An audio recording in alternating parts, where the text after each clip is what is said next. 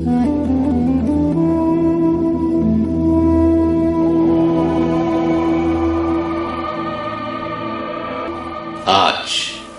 گزرے کل سے اور آنے والا کل آج سے بہتر، یہ ایک امید کا دیا ہے جو اپنی روشنی سے اندھیرے کو کم کر رہا ہے۔ زندگی کی اس دوڑ میں جہاں بیشتر لوگ اپنے بارے میں سوچ رہے ہیں، وہیں کچھ ایسے بھی لوگ ہیں جو محروم افراد کو اپنے ساتھ لے کر آگے جانا چاہتے ہیں۔ آئی اے رحمان انہی میں سے ایک معتبر نام ہے۔ آئی اے رحمان 1 ستمبر 1930 کو ہریانہ کے ضلع گڑگاؤں کے چھوٹے سے گاؤں حسن پور میں پیدا ہوئے۔ والدین نے ان کا نام اختر رحمان رکھا۔ ہم حسن پور کے رہنے والے ہیں اور ہمایوں کے ساتھ ہمارے آبا و دادائی سے رحمان صاحب کے والد انہوں نے اپنے بیٹے کو لاہور لا کالج میں بھیج دیا تھا۔ وکالت کے بعد وہ پلول جو سب ڈویژن تھا اب ضلع بن گیا ہے، اس میں وکالت کرتے تھے۔ آپ نے کھلایا انہیں؟ ہاں کھلایا، ساتھ لے پھرتے۔ بچپن میں کیا شرارت کرتے تھے؟ کچھ نہ کوئی دن لے پھرتی تھی، وہ کہتی تھی گر جا گا، میں گرا گا نہیں لے جاتی تھی۔ ہمارے ماموں جو ان کے والد تو انہوں نے نواب صاحب کا مکان انہوں نے کرائے پہ لیا ہوا تھا۔ نواب صاحب تمام جتنے پبلشرز تھے ان سے اپنی لائبریری کے لیے کتب وہ منگواتے تھے۔ اتفاق سے وہ لائبریری جہاں رحمان صاحب رہتے تھے اس کے اوپر کے کمرے میں تھی، تو انہوں نے شروع سے ہی اس لائبریری کو کنگالنا شروع کر دیا۔ تعلیم کے بارے میں سب سے پہلے تو پرول میں میونسپل کمیٹی کے پرائمری اسکول میں داخلہ لیا، پھر ہائی اسکول میں چلے گئے، وہاں سے میٹرک کرنے کے بعد پھر علی گڑھ چلے گئے، وہاں تعلیم حاصل کرنے کی کوشش کی۔ سن 1947 میں رحمان صاحب علی گڑھ ہی میں تھے جب انہیں اپنے خاندان کے افراد کے مارے جانے کی خبر ملی۔ ہمارے تقریباً 2-3 ہزار آدمی شہید کر دیے اور صرف 200-250 آدمی ہم بچے تھے، جس میں عورتیں اور بچے تھے۔ پارٹیشن ہو گیا تو پاکستان آ گئے، لاہور آ گیا، بیچ میں کچھ وقفہ آ گیا، روٹی روزگار کے حوالے سے نوکری کرنی پڑی، پھر کچھ لاہور کے کالجز وقت گزارا، پنجاب یونیورسٹی میں۔ لیکن میری اصل تعلیم جو ہے وہ جرنلسٹ بننے کے بعد شروع ہوئی، جس کو میں صحیح تعلیم کہتا ہوں، اور جس میں کہ درسگاہوں کا کوئی دخل نہیں ہے، صرف ایک درسگاہ کا دخل ہے، اس کا نام پنجاب پبلک لائبریری ہے، جہاں بیٹھ کے میں نے بہت سے نئے علوم پڑھنا شروع کی اور اردو میں لکھنا شروع کیا، فیچرز لکھے، ایک رسالے کو بھیج دیے، لیکن اس سے مجھے کچھ ملتا نہیں تھا۔ پھر 2-3 دن بیٹھ کے میں نے ایک لمبا سا مضمون لکھ دیا اور پاکستان ٹائم میں بھیج دیا، پاکستان ٹائم میں چھپ گیا، اور کچھ دنوں بعد مجھے ایک لیٹر آ گیا جو کنٹریبیوشن بل ہوتا تھا پاکستان ٹائمز کا، کہ میرے اس مضمون کے مجھے 150 روپے ملیں گے، اور وہ بل جو تھا سائن کیا ہوا تھا FAF، فیض احمد فیض۔ تو اس سے پہلے میں نوکری کرتا تھا تو مہینے بھر کی تنخواہ 150 روپے کی تھی، تو میں نے کہا کہ یہ کام اچھا ہے۔ 1950 میں پہلا مضمون لکھا تھا، پھر اس کے بعد یہ ہوا کہ اخبار میں اشتہار آ گیا کہ ہمیں ریڈرز ریویو چاہیے فلموں کے، تو وہ میں نے شروع کر دیے۔ تو پھر انہوں نے کہا کہ اب آپ جو ہے باقاعدہ سٹاف میں شامل ہو جائیے، اور ڈیسک پہ کام کرنا شروع کر دیا، سب ایڈیٹر ہو گیا۔ فیض صاحب سے کو دیکھا میں نے ضرور تھا، لیکن براہ راست ملاقات ان کے پنڈی کانسپریسی کیس کے بعد واپس آنے پہ ہوئی۔ یوں تو مجھے ہمیشہ سے ہی احساس تھا اس بات کا کہ رحمان صاحب اور ابا کی بہت رفاقت ہے، لیکن یہ کہ ان کی اہمیت کتنی ہے ابو کے لیے یہ بہت دیر میں احساس ہوا، اور وہ یوں کہ جب کبھی وہ واپس گھر آتے کہیں باہر سے، یا کوئی مسئلہ ایسا کھڑا ہوتا جو کہ غور طلب ہوتا، تو ہمیشہ کہتے رحمان سے بات کر لیں۔ وہ یوں کہ جیسے کہ ان کے اپنے جو خیالات ہیں وہ جب تک زیادہ پختہ نہیں ہوں گے، جب تک کہ رحمان صاحب سے وہ گفتگو نہ کر لیں، شیئر نہ کر لیں، اپنی جو فکر ہے اس کی ان سے میرے خیال میں شاید وہ چاہتے تھے کہ کچھ نہ کچھ ری انفورسمنٹ ہو جائے. تو یہ میں نے بہت دیکھا ان میں. اور پھر یہ بھی تھا کہ میرے خیال میں جس طرح کہ ان کا سینس آف ہیومر تھا, رحمان صاحب کا بھی سینس آف ہیومر بالکل وہی تھا. تو لطیفہ بازی بھی جو تھی وہ دونوں کی ایک جیسی تھی, فقرہ جو کستے تھے وہ دونوں ایک ہی قسم کا کستے تھے. تو اور وہ ایک دوسرے کی صحبت سے بہت لطف اندوز ہوتے تھے. 12 مئی سن 1958 میں آئی اے رحمان رشتہ ازدواج میں منسلک ہو گئے. قدر رویہ بہت اچھا ہے, بہت اچھے آدمی ہیں اور بہت ہی قسمت اچھی ہے میری کہ ایسے مجھے زندگی کا ساتھی ملا. بچے میرے ماشاءاللہ 5 ہیں, ایک امریکہ میں ہے اور ایک کراچی میں بیٹی میری, اور ایک لندن میں ہے میری بیٹی. 2 یہاں پر میرے بیٹے ہیں, اشر رحمان اور احمد رحمان. ماشاءاللہ سب صاحب اولاد ہیں, اللہ کا شکر ہے, سب لوگ خوش ہیں اپنے گھروں میں. جب 70 میں ہماری ٹریڈ یونین ایکٹیویٹیز کی وجہ سے ہمیں ڈسمس کیا گیا پاکستان ٹائمز سے, تو ہماری یونین نے فیصلہ کیا, فیڈرل یونین جرنلسٹ نے فیصلہ کیا, ہمیں کیا کوئی 150 آدمی انہوں نے ڈسمس کر دیے تھے 1970 میں ہڑتال کرنے کے جرم میں. تو وہ اس وقت ہماری یونین نے فیصلہ کیا کہ اس کا جواب یہی اچھا ہوگا کہ ہم اپنا اخبار نکال لیں. تو اس وقت اخبار آزاد نکالا. خیال یہ تھا کہ 15-20 ہزار اخبار ہم چھاپ لیں گے اور بیچ بھی لیں گے, لیکن ہوا یہ کہ 1 مہینے کے اندر اس اخبار کی اشاعت 1 لاکھ پہ پہنچ گئی, جو ہمارے بس میں نہیں تھی کیونکہ ہمارے پاس سرمایہ ہی نہیں تھا. یہ 70 کے الیکشن سے کوئی 20-25 دن پہلے کی بات ہے. اس دن کراچی ایئرپورٹ پہ پولینڈ کے نائب وزیر خارجہ کو جماعت اسلامی کے ایک ڈرائیور نے ہلاک کر دیا تھا. تو مارشل لا کا زمانہ تھا. خبر جو آئی کریڈ پہ وہ یہ تھی کہ ایکسیڈنٹ ہو گیا اور نائب وزیر خارجہ ہلاک ہو گئے. ہمارا جو کورسپونڈنٹ تھا وہ گیا, اس نے وہاں سے ہمیں سٹوری بھیجی جس میں یہ تھا کہ ڈیلیبریٹ مرڈر ہے یہ. تو اگلے دن آزاد کی سرخی تھی, ہلاک کر دیے گئے, باقی سب جگہ ہلاک ہو گئے. اچھا, اس پہ نوائے وقت نے نوٹ لکھا کہ یہ تو بڑے بدماش ہیں, یہ دونوں ملکوں کے تعلقات خراب کر رہے ہیں وغیرہ وغیرہ. تو جس کو نہیں خبر تھی اس میں نوائے وقت کے ذریعے سے خبر ہو گئی, اور سرکولیشن جو ہے وہ 15-20 ہزار سے 30-35 ہزار پہ 40 ہزار پہ چلی گئی. 15-20 دن گزرے, الیکشن آیا. الیکشن سے پہلے ہم PFUJ کی میٹنگ کے لیے عبداللہ ملک, رحمان, میں, ہم تینوں ڈھاکہ گئے تھے. وہاں 1 ہفتہ رہے اور وہاں کے حالات کا جائزہ لیا. تو رحمان صاحب نے اس دن جو سٹوری لکھی جس دن الیکشن تھا کہ الیکشن کا نتیجہ کیا ہوگا, وہ مجھے اچھی طرح سے یاد ہے. اس میں ٹھیک ہے ہماری رائے بھی شامل تھی, but he wrote the story. وہ سیکنڈ لیڈ تھی کہ آج یہاں پہ ویسٹ پاکستان میں پیپلز پارٹی کو 80 کے قریب سیٹیں ملیں گی اور ایسٹ پاکستان میں عوامی لیگ سویپ کر جائے گی. یہ سرخی تھی اور یہ انالیسس تھا. جو ہم نے پریڈکشن کی تھی اس میں وہ 100% صحیح ہوئی. تو پرچہ جو ہے وہ 70-80 ہزار پہ پہنچ گیا. حالات ہماری خراب تھی, تو 1 مہینہ اور 1 سال کے بعد وہ پرچہ پھر ہم نے بند کر دیا.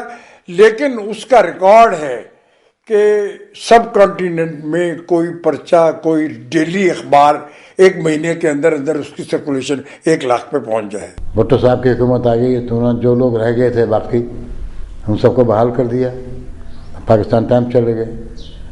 پھر 1974 میں مجھے یہ محسوس ہوا کہ جو ہمارے کنوکشنز تھے وہ اب حاصل نہیں ہو سکیں گے اخبار میں, تو میں نے ریٹائرمنٹ لے لی پاکستان ٹائمز سے 1974 میں. اور کچھ عرصے کے بعد نیپٹیک جوائن کر لی, چونکہ وہ اپنا ایک رسالہ نکالنا چاہتے تھے, سنیما دی ورلڈ اوور. یادیں تو بہت ہیں لیکن اب ان کو سوچا جائے تو لگتا ہے کہ ایک خواب تھے, کیونکہ وہ ایک دوسرا, ایک عہد ہی دوسرا تھا, ایک رومانی عہد تھا. لوگوں کو پاس خواب تھے, خواب دیکھا کرتے تھے, پورے نہیں کر جاتے تھے. اور اس میں مجھے اس سب چیز کو قربت سے دیکھنے کا موقع اس لیے ملا کہ میرے والد ملک محمد جعفر مرحوم ان کے پاس قلمدان آیا یہ ثقافت کا، وزیر تھے بھٹو صاحب کے ساتھ. اور رحمان صاحب کا جو اس میں ایک خاص رول آیا وہ یہ تھا کہ جب نیفلک نے ایک جریدہ نکالا سنیما کے نام سے جس کے وہ مدیر تھے، لیکن بدقسمتی سے جیسا کہ آپ جانتے ہیں کہ 77 کے جو فوجی مداخلت نے اس نے سب کچھ بگاڑ دیا. ضیاء الحق کا مارشلہ تھا، اس میں کسی قسم کی جرنلزم کی، اس طرح کی جرنلزم کی گنجائش تھی. تو نیٹ تک چھوڑنے کے بعد پھر ویو پوائنٹ میں آ گئے. مظہر علی خان صاحب نے بڑا ہمارے ساتھ کرم کیا، اپنے ویکلی میں جگہ دے دی اور 10 سال وہاں گزارے. وہاں پہ انہوں نے بہت کام کیا اور کروایا، اور وہ بہت ہی دن تھے ایکسائٹمنٹ کے. ویو پوائنٹ ایک ہی پرچہ تھا جو کہ مارشل لا کے خلاف بات کرتا تھا.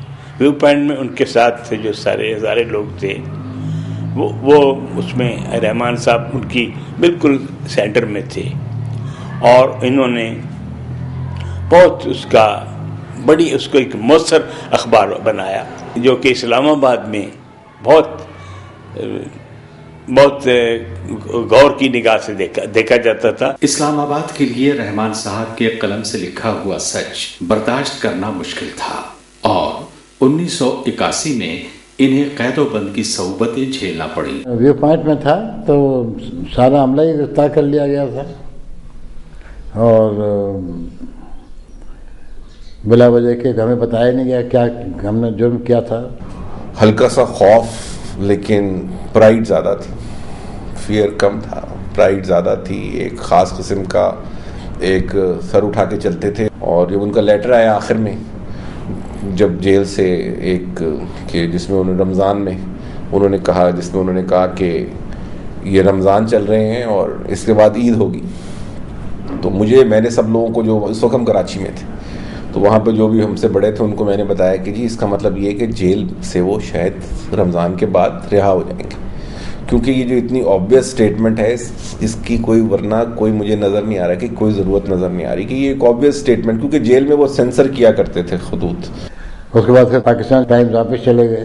بی بی نے کہا کہ اعتزاز آپ کے بڑے بھائی ہیں، آپ ان کی بڑی تعریف ہر وقت ذکر کرتے رہتے ہیں، رحمان صاحب نے یہ لکھا، رحمان صاحب نے یہ کیا، تو آپ بات کریں. میں وزیر داخلہ تھا تو میں نے جب بات کی تو کہنے لگے کہ یہ تو وزارت داخلہ کا حکم آپ نے بنا لیا ہے. رحمان صاحب سے میں نے کہا کہ حکومت کی عزت بڑھے گی، ہمارے لیے یہ ایک کارنامہ ہوگا اور نیک نامی ہوگی. 1989-90 میں رحمان صاحب نے کچھ دن پاکستان ٹائمز کے ایڈیٹر ان چیف کے طور پر گزارے، مگر 6 اگست 1990 کو عملی صحافت کو خیر بات کہہ دیا، اور 1990 میں ہی باقاعدہ طور پر Human Rights Commission of Pakistan میں گئے. ایکٹیویزم صرف ایجیٹیشن نہیں ہے، ایکٹیویزم میں ایک اسٹریٹجی ہے، ایکٹیویزم میں ایک پلاننگ ہے، ایکٹیویزم میں لوگوں کے مائنڈ سیٹ چینج کرنے کا ایک بہت بڑا چیلنج ہے، اور اس کو کس طریقے سے کیا جائے یہ میرا خیال ہے ہم سر جوڑ کے بیٹھتے تھے. اور خاص طور پہ جب عزیز صدیقی صاحب ہوتے تھے تو کئی گھنٹے ہم سر جوڑ کے بیٹھ کے ہیومن رائٹس کمیشن کی پلاننگ کرتے تھے، اور اس کے جو بھی اگلے پروگرام ہوتے تھے ان کو بڑی جسے کہتے ہیں نا فائن ٹیوننگ کرتے تھے. تو تنظیمیں ایسے نہیں بنتی ہیں، تنظیمیں بنتی ہیں جب آپ پورا اپنا دل دھڑ سب دیتے ہیں کسی انسٹیٹیوشن کو. اور آئی رحمان نے ہیومن رائٹس کمیشن کو اپنا پورا وجود دیا ہوا ہے. بغاوت کی لہر تھی مزاج میں پہلے سے، چونکہ ہمارے گھر میں آزادی کا بہت چرچا رہتا تھا، اور میرے والد جو تھے سخت کلونیلزم اور امپیریلزم کے خلاف تھے. اور دوسرا یہ کہ پاکستان ٹائمز ایک بڑا ادارہ تھا، اور وہاں لوگوں کو تعلیم حاصل کرنے کے اپنی صلاحیتوں کو اجاگر کرنے کے بہت مواقع ملتے تھے. ضروری نہیں کہ ہر ایک اجاگر کرنے کی خواہش رکھے، لیکن مواقع بہت تھے. تو طبیعت میں جو اس وقت کی جو پاکستان ٹائمز کی پالیسی تھی کہ جو غریب طبقات ہے یا جو مجبور لوگ ہیں ان کی حمایت بہت ضروری ہے. کچھ علی گڑھ میں بھی ہمارے میں ایسے لوگ مل گئے تھے جو بہت مانے ہوئے لیفٹسٹ تھے اور اپنے نظریات کے لیے لوگوں کو جمع کرتے تھے. ان کا بھی اثر ہوا. رحمان صاحب نے ہمیشہ قلم کو امن کے قیام کے لیے سب سے زوراور ہتھیار سمجھا اور ساتھیوں کے ساتھ مل کر سن 1994 میں Pakistan India people's forum for peace and democracy کی بنیاد ڈالی. پہلے رحمان صاحب نے تشکیل دینے میں انیشیٹو لیا، پہل کی، اور پہلے 10 سال رحمان صاحب ہی صدر رہے. ان کی قیادت میں فورم پھلا پھولا اور چونکہ اس کے مقاصد عظیم تھے، ان مقاصد کا قیادت بھی میں رحمان صاحب کا بہت بڑا ہاتھ ہے، ہندوستانیوں کا بھی ہاتھ ہے، اور اس میں رحمان صاحب کا کنٹریبیوشن میں کہوں گا سب سے زیادہ. رحمان صاحب کی جتنی بھی کنٹریبیوشن لکھائی کے ذریعے ہے نا، چاہے وہ اخباروں میں، میگزینز میں جو لکھتے ہیں، ایک وہ ہے جو ایک ڈائریکشن دیتا ہے ہماری موومنٹ کو، سوشل موومنٹ کو، اور دوسرا پھر جو ان کا ذاتی طور پہ انگیجمنٹ ہے تحریکوں کے ذریعے، تحریکوں کو تقویت دینا، ان کو راستہ دکھانا، وہ جو ہے وہ تمام کی تمام سول سوسائٹی جس میں لیبر یونینز، تنظیمیں، ہر طرح کے پلیٹ فارمز جو ہیں وہ آ جاتے ہیں، ان تمام لوگوں کے لیے مشعل راہ بنتا ہے. ان کا ایک مشن ہے، وہ اس کے اوپر لگے ہوئے ہیں. ان کی لیاقت جو ہے وہ ایسی ہے کہ وہ کسی بھی شعبے میں ہوتے تو اس کے بالکل عین چوٹی پہ پہنچ جاتے. منفعت ہو سکتی تھی، مالی منفعت ہو سکتی تھی، سرکاری نوکری ہو سکتی تھی، اور کوئی کسی قسم کا کام ہو سکتا تھا، لیکن انہوں نے یہ فیصلہ کیا اور سوچ سمجھ کر فیصلہ کیا کہ انہیں آواز اٹھانی ہے کمزور لوگوں کے لیے اور انہیں حق دلانا ہے، اور یہ کہ حکومت یا اور جو دوسرے ادارے ہیں اگر وہ کوئی زیادتی کرتے ہیں تو ان کو اس کو عیاں کرنا ہے، اور یہ وہ بہت خوبی سے کر رہے ہیں. عالمی سماج کا، ہیومن کائنڈ کا جو سفر ہے وہ آگے کی طرف جاتا ہے، پیچھے کی طرف نہیں جاتا. اور انسانیت آج پہلے کے مقابلے میں بہت زیادہ بیدار ہے، بہت زیادہ ہوشمند ہے، اور بہت زیادہ اپنے آپ کو سمجھتی ہے. باوجود اس کے کہ دنیا میں ظلم بہت ہے، ناانصافی بہت ہے، خون خرابہ بھی ہوتا ہے، لڑائیاں ہوتی ہیں. اب اس میں اس ہیومن کائنڈ کے جو مختلف حصے ہیں وہ اپنی اپنی جدوجہد میں مختلف قسم کے تجربات سے گزرتے رہتے ہیں. میں یہ سمجھتا ہوں کہ ہمیشہ اس قسم کی حالت میں رہنا کسی قوم کا مقدر نہیں ہے.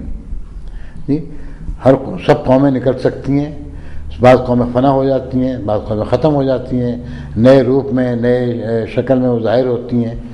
لیکن آج کل کے جو حالات ہیں اس سے ضرور پریشان ہوتا ہے آدمی، لیکن یہ ہمیشہ نہیں رہے گا.